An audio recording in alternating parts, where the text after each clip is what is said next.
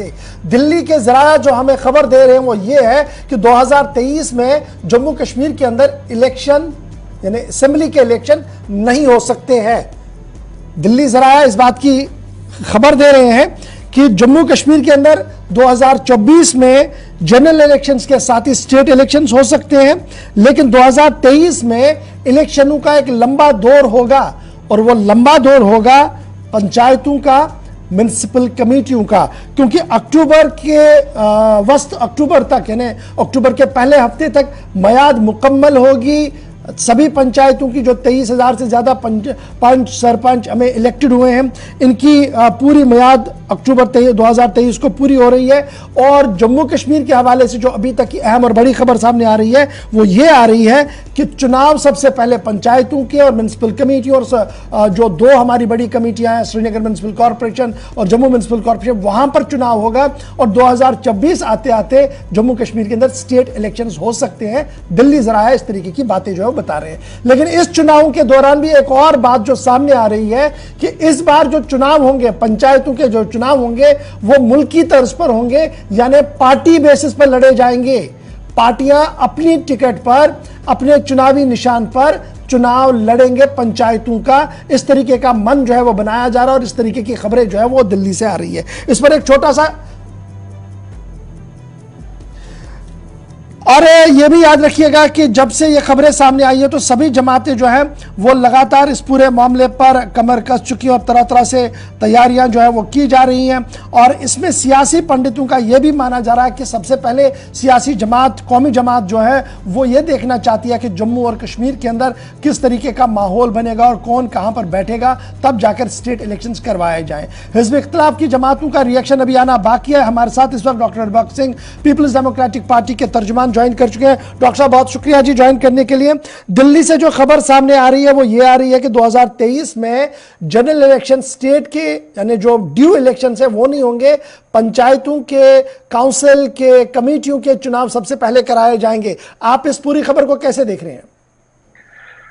देखो, ये अंडरस्टूड है जिस हिसाब से एक नैरेटिव तैयार करने की कोशिश की गई कि हमारा जो ये पंचायती राज सिस्टम है पीआरआई, तो जैसे कि आपने बहुत सारी स्पीचों में गवर्नर साहब को भी सुना होगा कि हमारे इतने हजार, 22,000, 21,000, कभी 30,000 इलेक्टेड रिप्रेजेंटेटिव्स हैं जी जो हमें ग्राउंड पे हैं।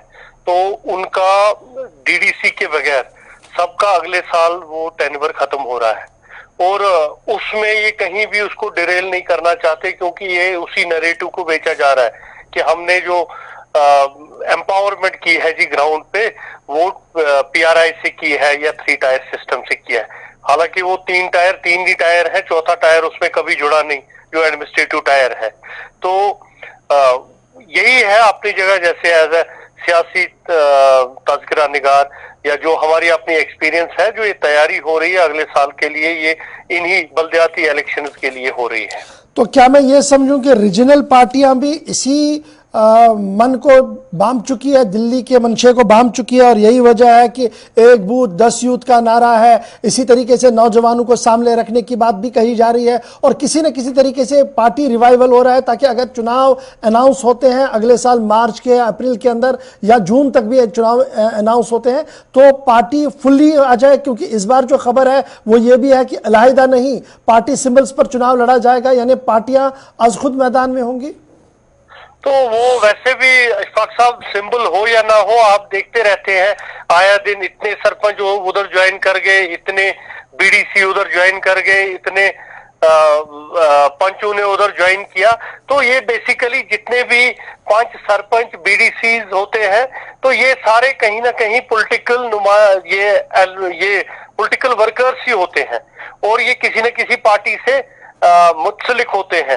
अब इसमें जो सिंबल वाली बात है, पिछली बार पहले अनाउंस किया गया था स्टार्ट में कि ये सिंबल बेस्ड होगा, फिर लास्ट में इसमें अमेंडमेंट लाई गई कि ये नॉन सिंबल, जितने भी हमारे बेसिकली जो एक पॉलिटिकल फैमिली होती है, ये 5 सरपंच उसी पॉलिटिकल फैमिली से आता है। ये कोई भी ऐसा आदमी आप देखोगे नहीं इस बल्दियाती इलेक्शन में जिसको कहीं ना कहीं किसी न किसी पॉलिटिकल पार्टी से ताल्लुक नहीं होगा। और पार्टियां भी तैयारी करती हैं, इवन मुझे लगता है कि पार्टियों ने भी खबरबस्त किया है कि आने वाले वक्त में जो एक स्पेस जो एक वैक्यूम क्रिएट हुआ था